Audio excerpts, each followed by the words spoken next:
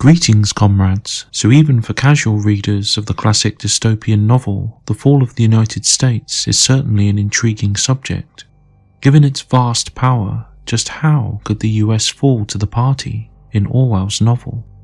Well, using the law, there is certainly a feasible answer I'll present momentarily.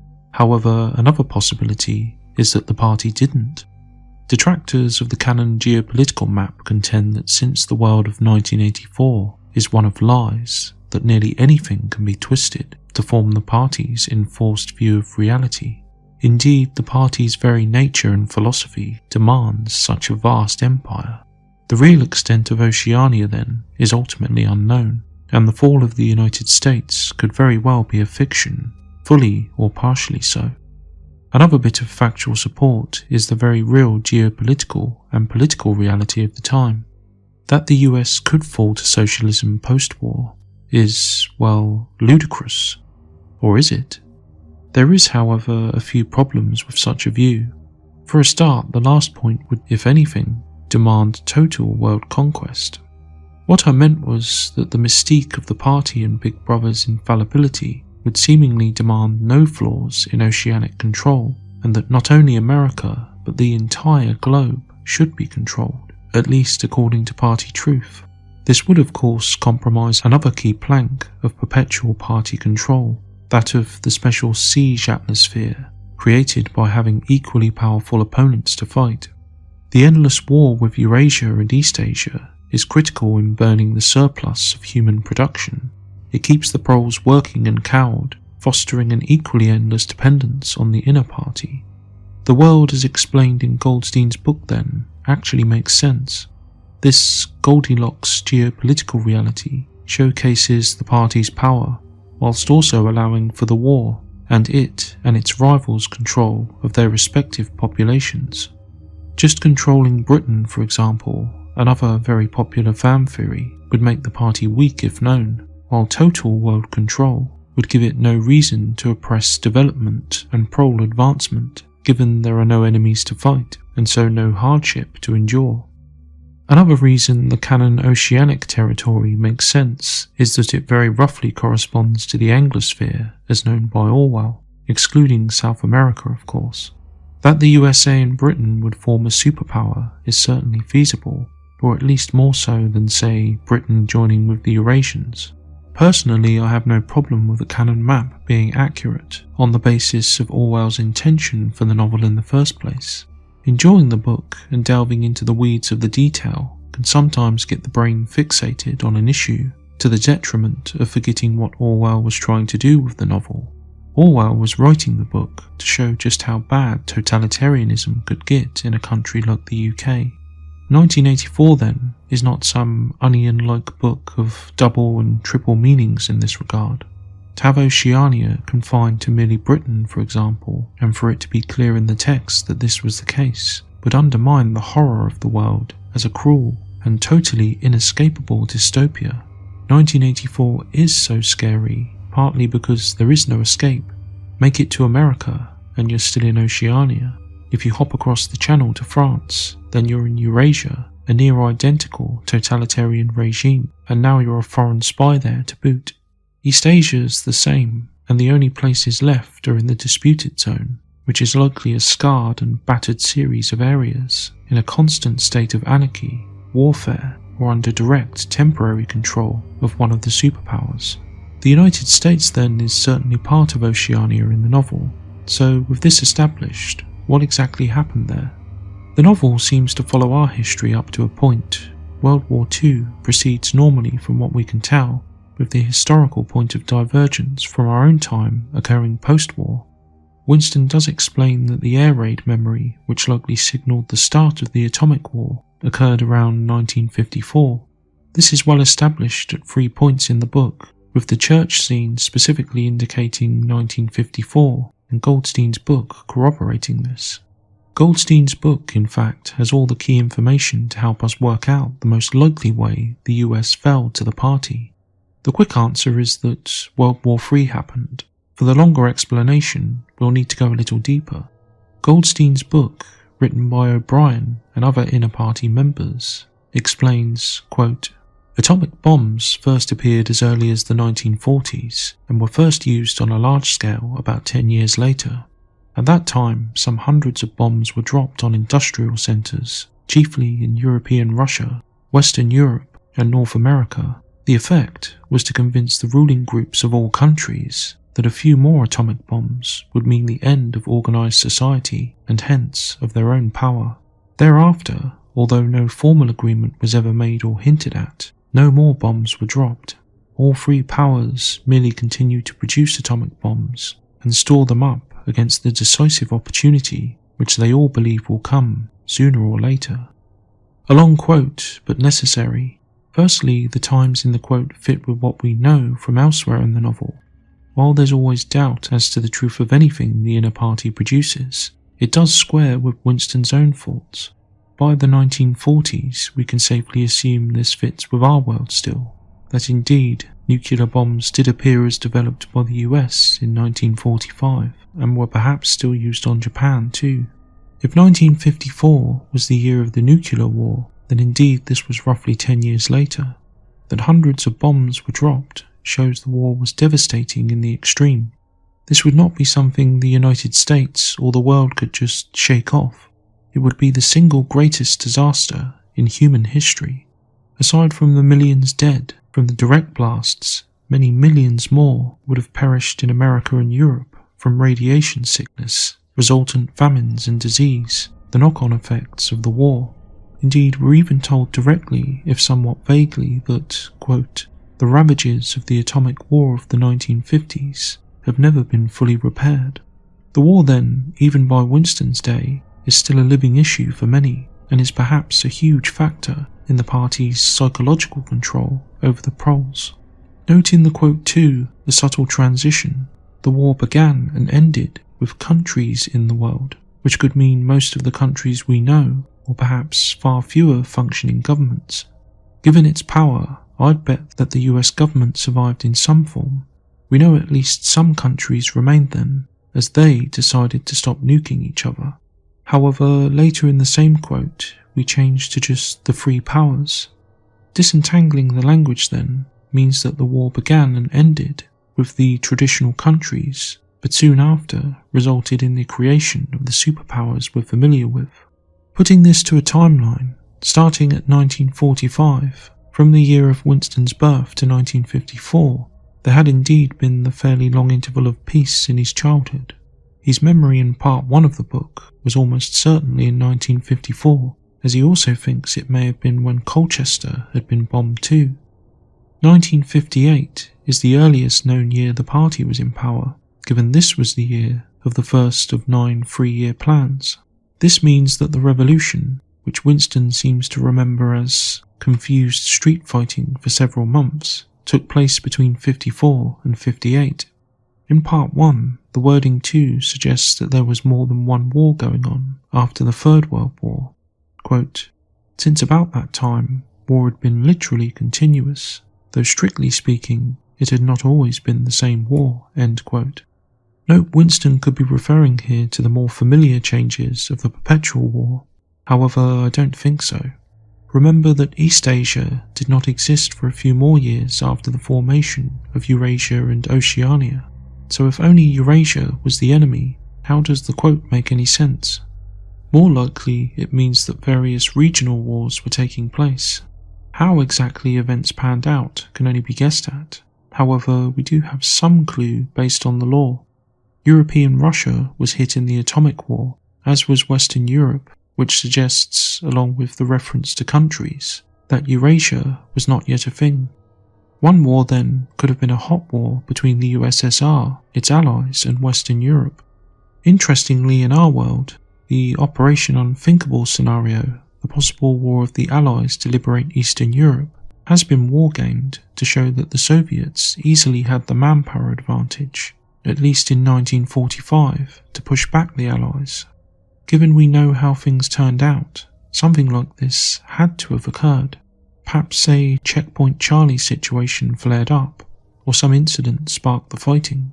The language of Goldstein's book does suggest an order of formation too. Quote, with absorption of Europe by Russia and the British Empire by the United States, two of the three existing powers, Eurasia and Oceania, were already effectively in being, end quote. So it's not written here as Oceania forming first, but rather Eurasia. This in itself suggests a specific sequence of events, and a key reason the US fell to INGSOC. We know then that various wars raged after the nuclear exchange, and that one was likely the Soviet Union sweeping through the devastated Western Europe. Since we know Eurasia formed before Oceania, this must have occurred by 1958 at the latest. Indeed, this conquest was relatively quick, as it must have occurred in a 2 or 3 year period, not in 1954, the year of the Atomic War, and not in 1958. Perhaps the Atomic War broke out because the Soviets took too much territory after the war, though this doesn't explain why such a lengthy peace was seen after 1945 then. The USA, like Russia and Europe, would have been heavily devastated by nuclear war. Perhaps it was in a bad enough state that it could not effectively fight off the Soviet takeover of Europe. With the Soviet conquest of Western Europe, there was evidently a civil war of sorts, as it's not the same ideology that rules afterwards, but that of the neo-Bolsheviks. If I had to guess, I would say it's likely that many events and wars were happening at once, or at least very close together. The Atomic War would have severely damaged the Soviet government's credibility and would have been horrific for its people. The Eurasian Revolution must have been bloody and based on the premise that they would govern better. Given their name too, it suggests that they may have been a splinter faction that seized power from the communists, or the ruling party at least. Given the timelines, Eurasia itself came into being, even in a vulnerable and war-ravaged form, by 1957 at the latest, and perhaps earlier. So if you've stuck with me so far, you may be thinking, just what has Eurasia's formation got to do with the fall of the US? Well, it's a huge factor. Let's consider the world has been shaken by the atomic war. The United States itself has been devastated, its population severely reduced and weakened. Civil war is hardly unthinkable in such a context then. The period between 54 and 58 must have been chaotic and brutal in the extreme, a true hell on earth for many. While speculation on my part, I believe a feasible scenario for the party's takeover is that enough of its members survived to take over the larger surviving population pockets. In such desperate times, scared and hungry people will look to anyone to feed and protect them. As the old saying goes, extreme times call for extreme solutions. It's easy then to imagine early party officials organising food depots and armed groups. Interestingly, we know that at least one major city, indeed the largest US city, survived the period. We know the party function, attended by Jones, Aronson and Rutherford, was in New York. While I find it unlikely it was not hit or a target in either the atomic or subsequent wars, it did nonetheless exist in some form. This ties into my theory that the party simply emerged as a powerful and credible alternative to the capitalist government, as it would term it, who plunged the country into a nuclear war. Imagine how easy it would be, an early orator of the party standing boldly on a pile of rubble near Madison Square Garden to whip up the surviving proles into fits of rage and frenzy. The speaker would place their hunger, their misery, the death of their children, squarely at the feet of the capitalist president and his cronies. They would soon be a memory, less than a memory, for now they have a plan for peace, no more bombs and plenty of food in their bellies, and the man above all that they could look to, fearless, indomitable, was Big Brother. Think of the US then, not as the titan it was post-war in our world, but as a fragmented and devastated husk. There would be those, of course, that would fight the black shirts, hence the fighting Winston remembers in his own childhood in the UK. This revolution would have spread rapidly, irresistibly, the ideals of the party perhaps seen as bringing peace to America. If America could be stabilised, then perhaps the new party-run government could move to defend Britain. There's a few possibilities here. I, of course, have gone with the revolution initially breaking out in the devastated US. I believe this, as even after the atomic war, I would imagine the Americans would still be the leading Anglosphere power. Once the party had seized enough territory, likely the surviving populous and industrialized areas, or at least a majority of them, their probable narrative of the incompetence of the old system tied in, could have indeed feasibly affected their anti-capitalist revolution there. Another question about the world could be answered too then, specifically how Oceania gained all of its territory. A different answer could be that though the world was still made up of countries after the atomic war, that Oceania was tentatively formed already just before or even as the party's revolution was happening. I did say it was likely a chaotic time. One thing is for sure, Eurasia seems to have formed first, which in itself was very likely a strong motivator for the surviving countries of the Anglosphere to merge together to oppose it. We have then two scenarios, the first of a party-controlled US convincing or conquering the various territories to create Oceania, or perhaps more likely a NATO-like alliance formally coalescing willingly into a more formal superstate, perhaps something like a harder EU. NATO was formed in 1949 as a response to the Soviet threat, so historically this may have been what Orwell predicted when writing the book in 1948. Oceania then could simply have been the Anglosphere's response to the enlarged Soviet Union turned Eurasia. Indeed, if our world's version of the Soviet Union and Eastern Bloc was countered by NATO, then we can be sure the US would want a corresponding counterweight, which evolved into Oceania in the novel's world. If the party took control in the most important part of Oceania, then it would make sense that its control would naturally spread to the other provinces. This is actually not as fanciful as it seems. The party could use a mix of direct military force, yes, but also the same blame playbook, advising their supporters in these places to similarly brand their governments as complicit in the war and the misery suffered by their people. We know from Goldstein's book too that the new leaders were not existing elites in the main, but were made up of the so-called middle, as described in the book, teachers, journalists, politicians and other professional types.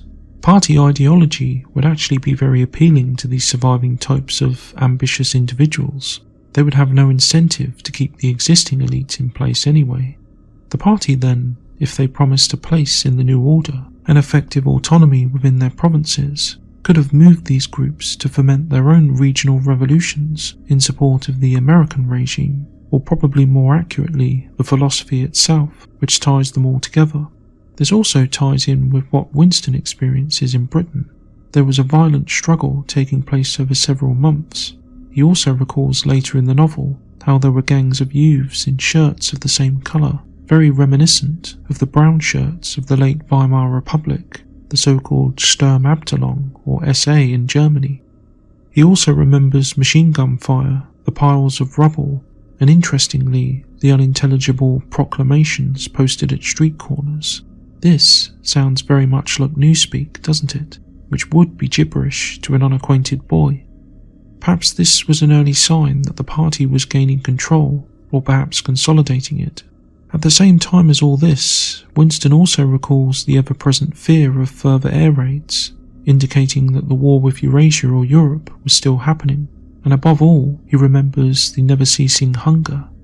INGSOC then, or at least the early, more idealistic, that is, socialist form of it, must have spread rapidly, eagerly taken up by an ambitious middle, hungry for power, and accepted by a tired and terrified populace, desperate by this point for peace and food.